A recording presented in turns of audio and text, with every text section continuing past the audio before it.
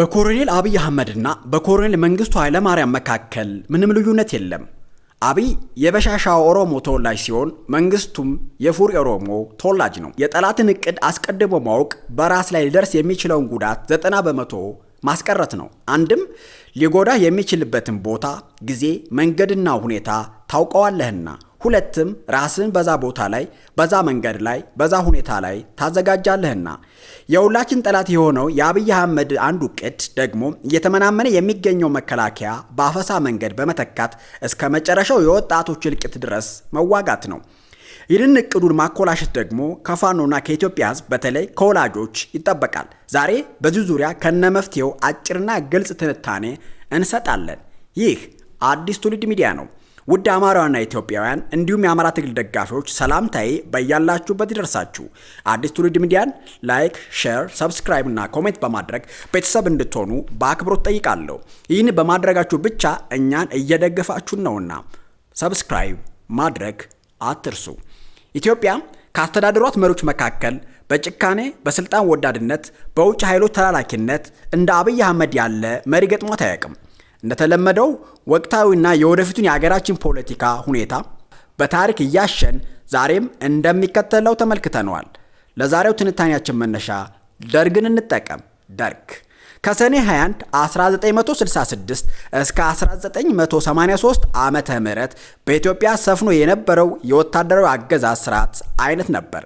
ደርግ የሚለው ቃል ከጊዜ የተወሰደ ሲሆን ትርጓሜውም ቡድን ወይም ኮሚቴ ማለት ነው። ይህ ቃል ለመጀመሪያ ጊዜ ለስርዓቱ መገለጫነት የተጠቀመው ግለሰብ ሻለቃ ናደው ዘካሪያስ ይባላል። ጊዜው ሰኔ 21 1966 ዓመተ ምህረት ነበር። በዚህ ወቅት በአዲስ አበባ ከተማ በሚገኘው የአራተኛ እግረኛ ክፍለ ጦር መምሪያ ከተለያዩ የአገሪቱ ክፍሎች የተውጣጡ መለዮ ለባሾች በየካቲት ወር ስለፈነዳው አብዮት ከሰኔ 19 ጀምሮ ውይይት የሚያካሂዱበት ጊዜ የነበረ ሲሆን ሻለቃ ናደው የዚህ ኮሚቴ ማስታወቂያ ጉዳይ ሰራተኛ ነበር። ደርግ በዚህ ሁኔታ በዝቅተኛ መኮንኖች ከተመሰረተ በኋላ በዚያው ቀን ሻለቃ መንግስቱ ኃይለማርያም የደርግ ሊቀመንበር በመሆን ተመርጦ እስከ ስርዓቱ ማብቂያ ድረስ በዛው ስልጣን ላይ አገልግሏል። ዝቅተኛ መኮንኖች የመረጡት መንግስቱ ኃይለማርያም የአገሪቱን የ100 ዓመት ትውልድ አክስሟል። 60 ምሁራንን በአዳራሽ ስብሰባ ጠርቶ ከመረሸን ጀምሮ ቀይ ሽብርና ነጭ ሽብር በሚል አዋጅ ብዙ ሺህ ወጣቶችን፣ አዛውንቶችን፣ ምሁራንን ጨፍጭፏል። መንግስቱ ኃይለማርያምን እንደ ሀገር ወዳድ የሚያሞካሹ ሰዎች አሉ። የእነዚህ ሰዎች ትልቁ ችግር ታሪክን በሚገባ ለማወቅ በመሆኑ አድናቆታቸውም ካለማወቅ ይመነጫል። መንግስቱ ኃይለማርያም ማለት አማራ በህይወቱ እያለ በቁመነው ቆርበቱን የገፈፈ የአማራውን አይን በጋለ ብረት እየወጋ ያፈሰሰ የወንዶችን ብልት ውሃ እየሞላ ፊያሽኮ ያንጠለጠለ ያኮላሸ በሰው ጆሮ የፈላዋ ያፈሰሰ ያሰቃየ ሰላማዊ ሰልፈኞቹን በጥይት ገድሎ የተገደሉበትን የጥይት ዋጋ ካልከፈላችሁ ሬሳችሁን አልሰጥም እያለ ሬሳቸውን በገንዘብ የቸበቸበ በቀይ ሽብር ስም በመንገድ ላይ የሚገኘውን በአደባባይ የቆመውን አማራ ያለ ፍትህ በጭካኔ በመደዳ የጨፈጨፈ አማራ እድሜ ልኩን ጥሮ ግሮ ያፈራውን ንብረቱን ቀምቶ ለራብ የዳረገ የዛ ዘመን አብይ አህመድ እንጂ ፈጽሞ የሀገር ፍቅር የነበረው ሰው አይደለም። በኮሎኔል አብይ አህመድና በኮሎኔል መንግስቱ ኃይለማርያም መካከል ምንም ልዩነት የለም። አብይ የበሻሻ ኦሮሞ ተወላጅ ሲሆን መንግስቱ የፉሪ ኦሮሞ ተወላጅ ነው። ሁለቱም አሻጋሪንን ብለው ስልጣን ያዙ። ህዝቤ አሜን አለ። መንግስቱ ኢትዮጵያ ትቅደም ብሎ እንደተነሳው ሁሉ አብይ አህመድ አዲሲቱን ኢትዮጵያ እንፈጥራለን አለ። ኢትዮጵያዊ አሜን አለ። የሀገሪቱ ስር መሰረት የሚሆኑ ተቋማትን እንፈጥራለን አሉ። ኢትዮጵያውያንም አሜን አሉ። ዲሞክራሲያዊ ነፃ ምርጫ እናደርጋለን አሉ። ኢትዮጵያውያንም አሜን አሉ። የዋለ እያደረግን በአሸብራቂና አደንዛዥ ቋንቋ የተደበቁት አብይ አህመድና መንግስቱ ድብቅ አውሬያዊ ባህሪ ተገለጠ። መንጌ ለ17 ዓመት አሁን ደግሞ አብይ አህመድ 8 ዓመት የመቃብር መሬት ስቂጠብ አማራዎችን ጨፈጨፉ። መንግስቱ ኃይለማርያም በ1966 ዓመተ ምህረት የቢቸና አርሶ አደሮች ለጠየቁት ጥያቄ የሰጣቸው ምላሽ በሻለቃ እንዳለ ተሰማ የሚመራ የደርግ ወታደር ልኮ ከ1000 የበለጡ የጎጃም አርሶ አደሮችን መጨፍጨፍ ነበር። ጎጃም አማራ አርሶ አደሮችን ለማንበርከክ ደርግ ሄሊኮፕተርና ሞርታሮችን ከመጠቀሙም በላይ ለወታደሮች የሰጠው ትዕዛዝ የተገኘውን አማራ ሁሉ ግደል የሚል ነበር። ልክ የአብይ አህመድ ሰራዊት በፋኖ ተሸንፎ ሲመለስ ያገኘው ሁሉ አማራ እንደሚገድል ማለት ነው። ከተገደሉት ውስጥ በጣም ወጣቶቹ ወንድማማቾቹ ምኒልክና ግርማ ገሰሰ፣ አካለ ስንኩላን የነበሩ አቶ ውበት፣ አቶ አደም፣ በጣም የተሸመገሉ የ90 ዓመት አባ ዑመር የሚታሰቡ ናቸው። አንዲት ሴትዮም ከ7 ልጆቿ ጋር ጎጃም ውስጥ እንዳለች ተቃጥላ ሞታለች። ከዚህ ጊዜ ጀምሮ የደርጉ ሻለቃ እንዳለ የቢቸናው አራጅ ተብሎ ይታወቃል። በአብይ አገዛዝም የአማራ ገበሬዎች ጅራፋቸውን ይዘው ማዳበሪያ በበቂ ሁኔታ አልቀረበልንም ላሉት ሰልፈኞች የአብይ አህመድ መልስ የጅራፍ ፖለቲካ በማለት እስካሁን ሁሉን አቀፍ ጦርነት በህዝባችን ላይ ከፍቶ ይገኛል። ደርግ የገደልኩበትን የጥይት ዋጋ ከወላጆች ይከፈለኝ እንዳለ አብይ አህመድም የኢትዮጵያን ቤት አፍርሶ ጣሪያና ግድግዳውን ወስዶ ያፈረስኩበትን ክፈሉኝ፣ የመኪና መጫኛ ክፈሉ፣ በቃችሁ ልክ ክፈሉ፣ ካልሆነ ንብረታችሁን አትወስዱም ብሎ እንደሚያንገላታ እናውቃለን። ያለምኑ ወንጀላቸው ልጆቹን እያፈሰም የማስፈቻ ገንዘብ ይቀበላል። መንግስቱ ኃይለማርያም ነጭ ሽብርን በቀይ ሽብር እናሸንፋለን በሚል 2 ደም የተሞላበት ጠርሙስ በማውጣት መሬት ላይ ከከደፋ በኋላ በቀይ ሽብር ስም በመቀሌ፣ በጅማ፣ በአርባ ምንጭ ካፈሰሰው ደም ይልቅ በጎንደር፣ በጎጃም፣ በወሎና በሸዋ በክላስተር ቦምብ፣ በታንክ፣ በመድፍና በጥይት ያፈሰሰው የደም ጎርፍ ይልቃል። ደብረ ማርቆስ ላይ በ1969 ዓመተ ምህረት በጥቅምት፣ በየካቲት፣ በሰኔና ነሐሴ ውስጥ የጅምላ ረሸናዎች ተካሂደዋል። ደሴና ከምቦልቻ ገርገብን ውስጥ በ1969ና እንደገና ነሐሴ 1970 ዓመተ ምህረት ውስጥ እስረኞችን በቋርጥ እየወሰደ ረሽነዋል። ከዚያም ሚያዝያ 23 እስከ ግንቦት 7 ቀን 1969 ዓመተ ምህረት ብቻ ደርግ ራሱ 1713 ሰዎችን በጎንደር፣ ሲዳሞ፣ ሐረርጌ፣ ባሌ ወዘተ ጸረ አብዮተኛና አዳሪያን በሚል እንደረሸነ ገልጿል። ቦታው ቢለያይም ሟቾቹ ግን አማራ ነው። ከታህሳስ 7 ቀደም ብሎ ከአዲስ አበባ 385 እስረኞች፣ ከወሎ 74፣ ከጎንደር 56 ተገድለዋል። ባቢሌ ቶላ ቀዩ ሽብር ያንብቡ። በደርግ ዘመን በባህር ዳር ከተማ ብርሃኔ ክዳኔ የተባለ ዕድሜው 25 ዓመት የነበረ ጠቅላላ ልብሱን እንዲያወልቅ ከተደረገ በኋላ እርቃነ ስጋውን ላይ ቤንዚን እንዲከፈከፍበት ተደርጎ በሳት ተቃጥሏል። የአብይ አህመድ ሰራዊትም በኦሮሚያ በቤኒሻንጉል ራት አቃጥሉኝ እያለ የሚለመናቸውን አማራ በሳት ሲያቃጥሉ በቪዲዮ አይተናል። ሐሰን አልቃሲም ጎንደር እስር ቤት ግብረ ሰዶም ሲፈጸምበት ሙቶ የተዘረጣጠረ ሬሳውን ለትርኢት እንዲታይ አውራ ጎዳና ላይ ተወርውሯል። እድሜዋ 25 መኖሪያ ዳባት የነበሩ እታገኝ ብርሃኑ የ5 ወር ነፍሰ ጡር ግብረ ሰዶም ተፈጽሞባት ተገድላ አውራ ጎዳና ላይ ተጥላለች። ከሷ ሬሳ ጋር ፈንቱ ገላው የተባለ ሌላ እስረኛ የተቆራረጠ ሬሳ አብሮ ለትርኢት ቀርቧል። ጎንደር ውስጥ መምህር የነበረው የ34 ዓመቱ ዮናስ የአዲሱ የአፓ ከፍተኛ አመራር ነህ በሚል ተይዞ ግብረ ሰዶም ሲፈጸምበት ከቆየ በኋላ ጥቅምት 1969 ዓመተ ምህረት ከሆስፒታል በቃሬዛ እንዲወጣ ተደርጎ ከነህይወቱ ወደ መቃብር ውስጥ ተወርውሯል። በመንግስቱ ጭካኔ እና አውሬነት በዚህ መልኩ እልፍ የአማራ ልጆች እስር ቤት ውስጥ እንዳሉ ሙተዋል። ግብረ ሰዶም ሲፈጸምባቸው ሙተዋል። በነጻ እርምጃ ሙተዋል። በደም የተበከሉና ዝንጥልጥላቸው የወጣ ሬሳዎች በመስቀለኛ መንገዶች ላይ፣ በዋና አውራ ጎዳናዎች ላይ፣ እቤቶች አጠገብ ይጣሉና ህዋትም የኔ ቤተሰቦችን ጨምሮ ብዙ አማራ አርበኞችን ጨፍጭፋ በከተማና በአውራ ጎዳና ትጥል ነበር። እዚህ አሰቃቂ እልቂት ከሁሉም በላይ የአማራ ህዝብ ለብዙ ጊዜያት በአንገት መድፋት ቆፈን ውስጥ እንዲገባ ሆኗል። ዛሬም የአብይ አህመድ መከላከያ እንደ ደርግ ሰራዊት አማራዎችን ባገኘበት እየረሸነ አስፋልት ላይ እንደሚጥል አይናችን ምስክር ነው። ከሁሉም በላይ ቀይ ሽብር በአማራ ምሁራን ላይ ያነጣጠረ ነበር። በአስከፊ የቀይ ሽብር ጭፍጨፋዎች በሺዎች የሚቆጠሩ ታጋይ አማራ ምሁራን አለቁ። በተደረገ ቆጠራ በአዲስ አበባ ከተማ ብቻ በቀይ ሽብር ያለቀው ህዝብ ቁጥር 54000 ደርሷል። ከዚህ ውስጥ የከተማውን የአማራ ህዝብ ብዛትና የአማራውን ምሁር ሰፊ የፖለቲካ ተሳትፎ ግምት ውስጥ በማስገባት ጭፍጨፋው ክፉኛ የአማራ ህዝብ እንደጎዳ ማየት ይቻላል። በጎጃም፣ በጎንደር፣ በወሎና በተለያዩ ከተሞች ቁጥሩ በጣም ብዛት ያለው ወጣት ምሁር በቀይ ሽብር ረግፏል። ዛሬም አብይ አህመድ የአማራ ምሁራንን፣ የቤተክርስቲያን ሊቃውንትን፣ መርጌታዎችን፣ የቆሎ ተማሪዎችን ፋኖን ትደግፋላችሁ በማለት ይታሰራሉ፣ ይታገላሉ። ዛሬም አብይ አህመድ የአማራ ምሁራንን፣ የቤተክርስቲያን ሊቃውንትና መርጌታዎችን፣ የቆሎ ተማሪዎችን ፋኖን ትደግፋላችሁ በማለት ይታሰራሉ፣ ይታገታሉ፣ ይረሸናሉ፣ ከስራም ይባረራሉ። እነዚህ አማራዎች ኃጢአት ሳይኖርባቸው የተገደሉት የኦሮሞ ሻለቃ መንግስቱ በከፈቱ የሞት ባህር መዝገብ ዝርዝር መሰረት ነው። የገደላቸው በአማራነታቸው ብቻ ነው። ሞት ለይቶ ያስቀራቸው ባለስልጣኖች ኦሮሞዎች በመሆናቸው እንጂ ከተረሸኑት አማራዎች ያነሰ ስልጣን ኑሯቸው አይደለም። የኦሮሞ ተወላጅ የሆነው መንግስቱ በኦሮሞና በደቡብ ክልል የነበሩትን አማራዎች ትጥቃቸውን እያስፈታ ለኦሮሞዎች እያስታጠቀ አማራውን እንዲገድሉ በማድረጉ በታሪክ ተመዝግቧል። ዛሬም በአብይ አህመድ ዘመን በኦሮሚያ ክልል ያሉ አማራዎች መሳሪያቸውን እየገፈፈ ለኦሮሞ ሚሊሻዎች እያስታጠቀ አማራዎችን እያስጨፈጨፈ ይገኛል። ሌላው ቢቀር መንግስቱ ኃይለማርያም የሶሻሊዝም ጉዟችን ችግር አለው ብሎ ሐቁን የተናገረውን ምክትል የነበረውን የጎጃሙ ኮሎኔል አጥናፉ አባተን ከመግደል ያልተመለሰ ደንቆሮና ደፋር ነው። በዚህ መልኩ ደርግ የተማሩ የአማራ ልጆችን ከኢትዮጵያ የፖለቲካ መድረክ አጥፍቷቸዋል። አገራቸውን በአርበኝነትና በዲፕሎማሲ ያስጠሩትን እነ ራስ መስፍን ስለሺ፣ ጸሐፊ ትእዛዝ አክሊሉ ሀብተወልድና ሌሎችን አማራዎች ሊቃውንትን ያለ ርኅራኄ ጨፍጭፎ አማራውን ህወሓት ለሚባል ጅብ አሳልፎ ሰጥቶታል።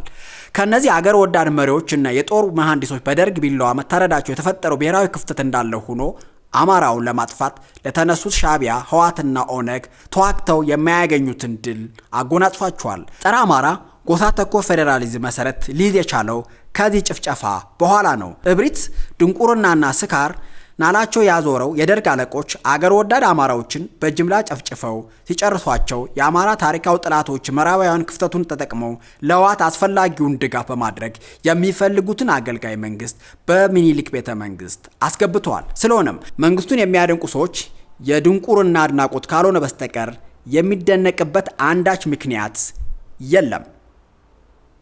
መንግስቱ ማድነቅ ማለት የአሁኑን አብይ አህመድ እንደማድነቅ ይቆጠራል። ሂትለር ወመንግስቱ አብይ አህመድም ኢትዮጵያን በተለይ አማራና ትግሬን በብርቱ ጨፍጭፏል፣ እየጨፈጨፈም ነው። ወጣቶች ሰርተው እንዳይበሉ አፍሶ ወደ ጦር ግንባር በመላክ ተማሪዎችን ከትምህርት እንዲሩቁና ትምህርት እንዲያስጠላቸው በማድረግ ለአስተማሪዎች ደሞዝ ባለመክፈል ትምህርት ቤቶችን በማውደም እንዲሁም የጦር ካምፕ በማድረግ ትምህርት ቤቶች እንዲዘጉ አድርጎ ትውልድ እያጠፋ ነው። ነጋዴውን በተለያየ ሰበብ ሀብቱን በመዝረፍ ሰዎች ተዘዋውረው እንዳይሰሩ ባዘጋጃቸው አፋይ ቡድን በማፈን በኢትዮጵያ ሕዝብ ላይ ሁሉን አይነት ጥቃት ከፍቶበት የሚመራውን ሕዝብ እያሰቃየ ይገኛል። እንዲሁም በትምህርት ጥራት ሰበብ ቀጣይ አገር ተረካቢ የተማረ ትውልድ እንዳይኖር እያደረገ ኢትዮጵያና ኢትዮጵያውያንን እየተበቀለ አገሪቷም የተማረ ሰው አልባ እያደረጋት ይገኛል። እንደ አባቱ መንግስቱ ኃይለማርያም አብይ አህመድም ወጣቶችን በጦርነት ውስጥ በመማገድ የቀሩትን በስደት በረሃብ ከትምህርት ገበታ በማራቅ የብዙ ዓመት የትውልድ ክፍተት እንዲፈጠር እያደረገ ነው። ደርግ በሚከተለው ርዕዮተ ዓለም ምክንያት ቀስ በቀስ እየተዳከመ በመሄዱ አገርና ሕዝብ ለማዳን አልቻለም ነበር። ደርግ በመዳከሙ ምክንያት ሰራዊቱም እየተዳከመ ሄደ፣ በመጨረሻም ተበተነ። ስለዚህ ሰራዊቱን ለመበተን የመጀመሪያው ሰራዊቱን ማዳከም ነው። ሰራዊቱን ለማዳከም ደግሞ የስርዓቱ አገልጋይ ካድሬዎችን በአንድም ይሁን በሌላ ማስወገድ ነው። ስርዓቱና የስርዓቱ አናት ያለው በእነዚህ ሰዎች ላይ ነውና የብልጽግና ተላላኪ የሆነው መከላከያ ለመበተን የብልጽግና ስርዓትን ማዳከም ይገባል። ስርዓቱን ለማዳከም ደግሞ መሪዎችን ማስጠም ወይም ማስወገድ ያስፈልጋል ማለት ነው። ይህ በዚህ እንዳለ የአገሪቱ ፕሬዝዳንት መንግስቱ ኃይለማርያም ግንቦት 13 ቀን 1983 ዓመተ ምህረት ኢትዮጵያን ለቀው ዚምባብዌ ሐረሬ ገቡ። እዛም ጥገኝነት ጠየቁ። ይህንን ተከትሎ ኢትዮጵያዊ ሰራዊት ግንቦት 15 ቀን 1983 ዓመተ ምህረት በፕሬዝዳንት መንግስቱ እግር የተተኩት ጀነራል ተስፋዬ ገብረ ኪዳን በዜና ወጃ የኢትዮጵያ ሰራዊት የነበርከው በያለበት ቦታ መሳሪያ ለህወሓትና ለሻዕቢያ እያስረከብክ ወደምትፈልግበት ሂድ፣ ሻዕቢያ ኤርትራን፣ ህወሓት ኢትዮጵያ እንዲቆጣጠሩ ፈቅደናል በማለት ፍጹም ክደት በሆነ መንገድ ኢትዮጵያና ህዝቧን ለደመኛ ጥላቶች አሳልፈው ሰጡ። በወታደራዊ ሳይንስና የጦር ውጊያ የተከማቸው ዕውቀትና ችሎታ የነበረው የኢትዮጵያ መከላከያ ሰራዊት እልም ባለ ገደል ወረወሩት። ለስንት ዓመታት የሀገሩን ዳር ድንበር ያስከበረና የጠበቀ ጦር ግንቦት 15 ቀን 1983 ዓመተ ምህረት ካለምንም መተዳደሪያ እና አገልግሎት ክፍያ በየበረሃው ተበተነ። በስንት ሚሊዮን የሚቆጠሩ የምድር ጦር፣ የአየር ኃይል፣ ባህር ኃይል፣ አየር ወለድና አየር መቃወሚያ አባላትና ቤተሰቦች ለመከራና ለችግር ተዳረጉ። መንገድም ላይ ለልመና ወጡ። ታዲያ መንግስቱ ኃይለማርያም ራሱን ለማትረፍ ሶሻሊስት ርዕዮተ ዓለም ለማስቀጠል ሲል በተደጋጋሚ አዋጆችን ያወጣ ነበር። ወጣቶችን ከገጠር እስከ ከተማ ከገቡበት እየገባ እያፈሰ ወደ ማሰልጠኛ እያስገባ አሰልጥኖ በጦርነት እሳት ላይ እንደ እንጨት ይማግዳቸው ነበር። ሁለት ወንድ ልጅ ያለው አባውራ አንዱ ለውትድርና እንዲሰጥ አዋጅ ወጥቶም ነበር። ግን ስርዓቱን ከውድቀት፣ ሰራዊቱን ከብተና፣ መንግስቱ ኃይለማርያም ከስደት አላዳነውም እንጂ። ታዲያ እንደ ዳግማዊ ሂትለር ወመንግስቱ አብይ አህመድ መንግስቱ ኃይለማርያም ለታፈሱ ወጣቶች ለብ ያለ ስልጠና አልነበረም የሚሰጣቸው።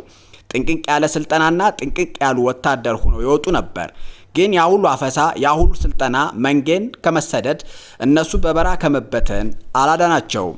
አገርን ሳይሆን ስርዓትን ማገልገል፣ ስርዓቱ ሲፈርስ አብረ ትፈርሳለህና የቀድሞው የመከላከያ ሰራዊት የአገሩን ህዝብ ሳይሆን የደርግ ሶሻሊስት ስርዓትና አንድ ያልተማረ መንግስቱ የሚባል መሸጦ ባሪያ ብቻ በማገልገሉ ስርዓቱን ሲፈርስ መንግስቱም ሲሰደድ ያንን የመሰለ ወታደር አብሮ ፈረሰ።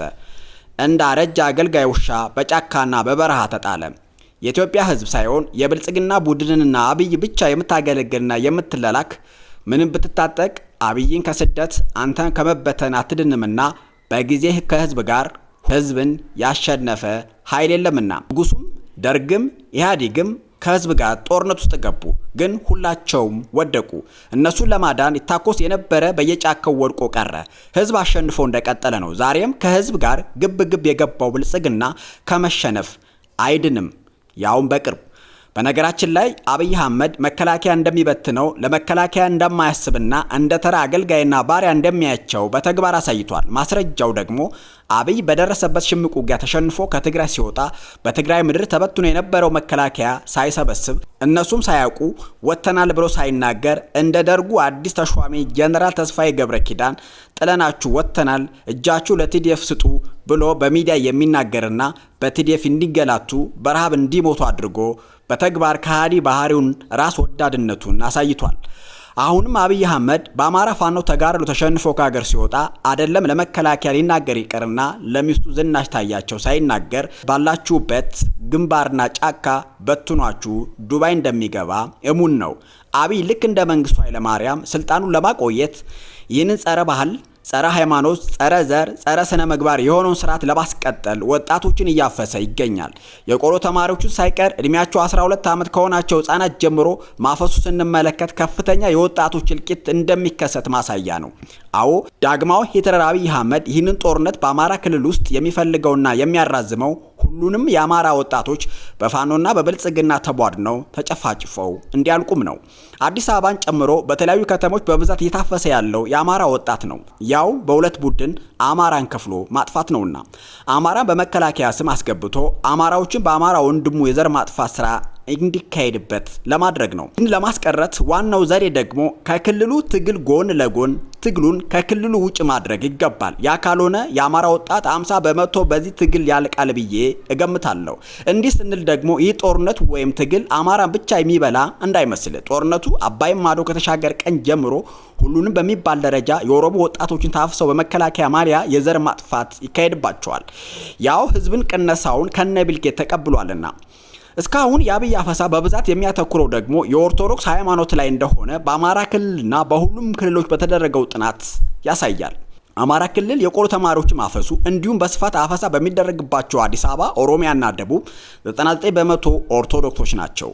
ይህ አሁን ባለው ሁኔታ አማራና ኦርቶዶክስ ለማጥፋት ይጠቅማል ተብሎ ነው። ጦርነቱ ግለቱን ሲጨምር ግን ሁሉንም ብሔርና ሃይማኖት ይበላል። አሁን እንዲሁን እንጂ ወደፊት ግን ሴት፣ ወንድ፣ ህፃን፣ አዋቂ፣ ቄስ፣ ሸክ ሳይል እያፈሰ ወደ ጦር ግንባር እንደሚልክ አብይ አህመድ ካሳየን ምልክቶች ተምረናል። ለጊዜው አፈሳ የማይካሄድባቸው ክልሎች አሉ። የነዛ ክልል ባለስልጣናት ማመስገን ፈልጋለሁ። ምክንያቱም የሚያስተዳድሩትን ህዝብ በሚገባ እየጠበቁ ነውና በርቱ ማለት ያስፈልጋል። አብይ አህመድ 12 ዓመት እድሜ ካላቸው ህፃናት ጀምሮ ማፈሱ ሲታይ ወጣቱ በዚች ሀገር በህይወቱ መኖር ላይ ተስፋ የለውም። በዚህ ጦርነት በቀጥታ እስከ 15 ሚሊዮን ወጣቶች ይሳተፋሉ ተብሎ ይገመታል። እና ወጣቱ ኢትዮጵያ አገር ናት፣ ውደዳት። ነገር ግን የብልጽግናው መንግስት መከላከያ ላንተም ለትውልድም አይጠቅምምና ለሀገሬ እያልክ ለጸረ ሰው፣ ለጸረ ሰላም፣ ለጸረ ትውልድ፣ ለጸረ ብልጽግና፣ ለጸረ ትምህርት ለሆነ ስርዓት አትሙት።